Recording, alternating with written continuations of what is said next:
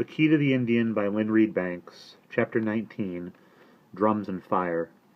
On the way back through the entrance to the stockade and into the longhouse, Little Bear told them they were to witness a ceremony of departure, of farewell to their longhouse, of a great journey to come, that they thought would be interest,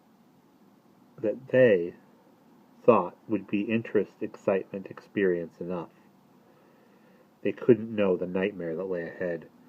Bright Stars was playing with the baby when they returned to their lodge room, and looked up expectantly. Little Bear spoke to her. Her face showed surprise, but also a sort of relief, as if what she had been expecting had finally happened. She put Tall Bear aside, jumped up immediately, and began folding the furs, but Little Bear stopped her and made some suggestions. She listened carefully, then nodded and pushed through the curtain. She had finished the basket she'd been making, and had hung it up on one of the poles, with all the things Omri and his father had brought with them inside it. Now Little Bear put Omri and his father into it too. It was like being in the basket of a hot air balloon, high above the ground. "Safe," Little Bear said tersely, and went out after his wife. Omri didn't feel particularly safe. "What's going to happen, Dad?" "What's going to happen?" repeated his father slowly. "Well, Little Bear will tell his people that they should leave. Then we'll spend the night, and tomorrow's the day Patrick's due to bring us back. End of adventure." But he didn't sound as if he regarded it as just an adventure any more. Omri looked over the edge of the basket at the ground far below. He saw something pushing its way under the cornhusk curtain. It was a dog. Tall Bear gave a gurgle of laughter as it wriggled its way toward him, belly to the ground, backside wagging. "Why are all dogs here white?" asked Omri, watching from his safe height as the dog and baby started to play together. "It's a special breed. The pure white ones are bred for sacrificing." Omri swung his head round. "Sacrificing? You mean they kill them?" "Yes." "Dad!" "What?" "That's horrible!" "Don't be silly, Omri," said his father shortly. "Think of all the animals we kill to eat. This is to please the Great Spirit, which is just as important to the Indians as food. And I'll tell you something else. Every dog they sacrifice has to be somebody's beloved pet. Otherwise it doesn't count as a sacrifice at all." Omri didn't speak for a while. Over the rim of the basket he was watching the little scene below. The dog was rolling on its back, grinning as happy dogs do, its tongue lolling. The baby was pulling its ear rather roughly, but it didn't seem to mind. Omri thought of the dog who had picked him up. Just a stupid old dog, he thought, but some family's pet. He knew animal sacrifice was part of several religions in his own time. Why should it make a difference that the Mohawk did it with dogs? It didn't. Omri thought it was horrible whoever did it. Killing to eat was one thing, but for a god? How could you worship a god who wanted something so cruel? He was glad his family wasn't religious, and yet he could see how vitally important it was to the Indians, how much strength it gave them to believe in a creator who cared for them. He felt, not for the first time, that it would be a relief to be able to pray sometimes, especially in times of danger. He was suddenly shivering, so he put on his sweater and climbed into his sleeping bag. All around him was a lovely scent, sweeter than new hay, drowning out even the smoky smell of their clothes. "What's that smell, Dad?" "Sweet grass," said his father. "Those dock bits woven into the basket, see? It goes on smelling sweet for ages." Omri breathed in the scent and dozed. Then he slept, and he too had a dream. He was in a wood, standing on something high, stretched across a dirt road. He was no longer small. Around him were other men, and he knew he was a man, not a boy, with rifles and camouflage uniforms. But despite that, he knew they were Indians. He looked to see if he was wearing a uniform, but he wasn't. Yet he felt he was one of them, on their side. Suddenly there were gunshots. He wanted to duck down behind a barricade, but he couldn't move. He wanted a gun to defend himself, but when he looked down at his hand, it was empty except for a tiny stick. He was sweating with fear, and then the voice of Little Bear spoke to him quietly. It said, "We are of one mind. Your weapon is in your hand." Omri looked again, desperately, and saw the twig was a pencil. He woke up suddenly. The dream was so real to him that he was clenching his right hand on the pencil, and when he pulled his hand away out of the sleeping bag, he was baffled to see that his fist was empty. Then he felt the basket move slightly. He looked up at the rim. A giant but distinctly female hand was coming over the fancy edge of the basket. On two of her fingers, like big thimbles, were little caps with feathers all over them. What tiny feathers they must be to her. "What are these?" Omri's father asked. "Gustaway," came Bright Star's gentle voice from below. "Ah, for the ceremony! Thanks, Bright Stars, they're beautiful." Omri sat up and his father said, "Take off your sweater." And he did. His dad fitted the cap on his head. Then he put on his own. Omri stared at him. Soft, curving feathers sprouted down from the top of the cap and fell around his father's forehead, neck, and ears, like Nodaway in the painting. From the crown, 3 tall, straight feathers stuck up. It should have looked funny, but it didn't. His dad didn't look like an Indian, but he didn't look like an actor anymore either. He looked very solemn, almost reverent.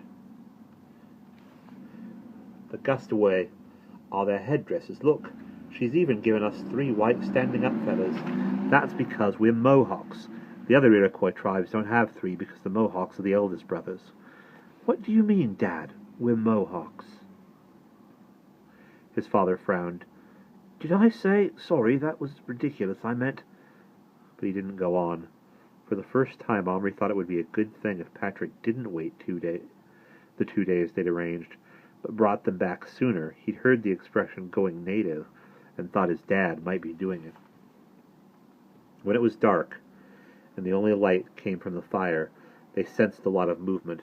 All around them was the rustling of corn husk curtains, and the murmur of voices, the soft shuffling of moccasins on earth, and the crackling of the fire. They waited. Before long, they felt their basket being lifted off the pole and lowered. Little Bear carried it, and them, out into the main aisle of the long house, and walked slowly and solemnly into the center, where the main fire had been built up.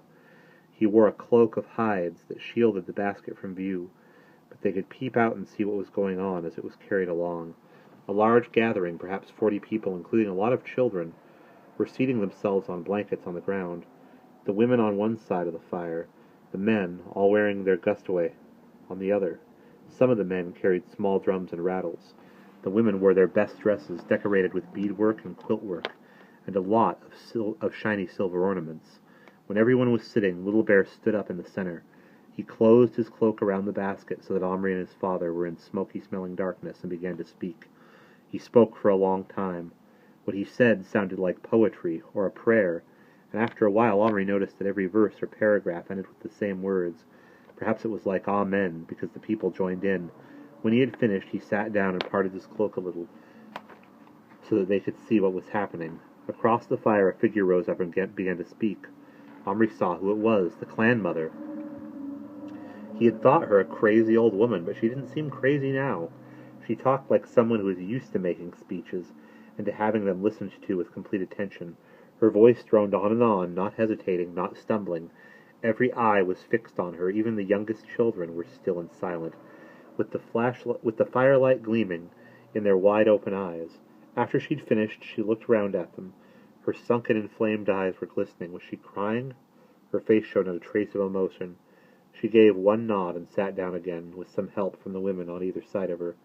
Several others, men and women, then spoke. Omri noticed how few young men there were. There were some teenage boys, but all those who spoke were middle-aged or old. Little Bear spoke in between, without raising his voice or sounding as if he were arguing. He seemed to be answering them, telling them what had to be done. At the end of the talking, there was a long silence. Omri thought, "They've accepted it." Then an old man with snow-white hair stood up, clapped his hands and raised them. He said a few words. That seemed to bring the talking part of the gathering to a close. People began to murmur excitedly among themselves, while some of the men and boys arranged themselves in 2 lines, facing each other across the fire. They took their drums into their laps and began to beat them with short sticks. The small drums had a strange pungent note, as if they had water in them. Other men shook their rattles rhythmically. They began to chant. Most of the others stood up and began to dance in a circle around the fire.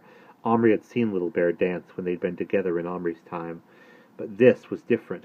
The sounds of the chanting and drumming, the stamp and shuffle of feet, the flicker of the firelight on their expressionless, resigned faces, was the saddest thing Omri had ever known. Of course, they were used to moving around. They had several dwelling places, he knew that. But it's one thing to move when you want to, another to be driven away, far away, not knowing where you'll end up, or what will happen to you on the journey. To leave a house you've built with your own hands, which is home, and place of worship, and meeting house, and ancestral command all in one, and not know if you'll ever build another. Perhaps they would never dance like this again, never sound their drums, never chant these sacred songs. Settlers would come and build their homes on this land and grow different crops on these fields, not the three sisters, corn, beans, and squashes, and cut down the bright-leaved trees and straight, strong pines and take the Indians' places and never think about them, except to curse them and be glad they'd come. Omri put his face down on the rim of the basket. He didn't want to watch the dancing anymore. It seemed Little Bear felt the same, because Omri felt the basket turn 180 degrees away from the fire. He raised his head and glanced sideways at his father. He had tears on his cheeks. They caught the firelight like the children's eyes, and suddenly Omri realized something. Little Bear had turned away from the fire, and still firelight caught Omri's father's tears. In a split second, everything changed. Little Bear stiffened. Omri felt the jerk as his stomach muscles tightened against the back of the basket. Then he let out a great cry that pierced through the drumming, made it and every other sound stop. They could hear it, a roaring and crackling, and through the open door at the far end of the longhouse they saw the smoke was coming in, and that beyond the darkness was no longer dark. "The stockade's on fire!" Omri's father shouted. "It's the settlers! They're attacking the longhouse!" And that's the end of chapter 19.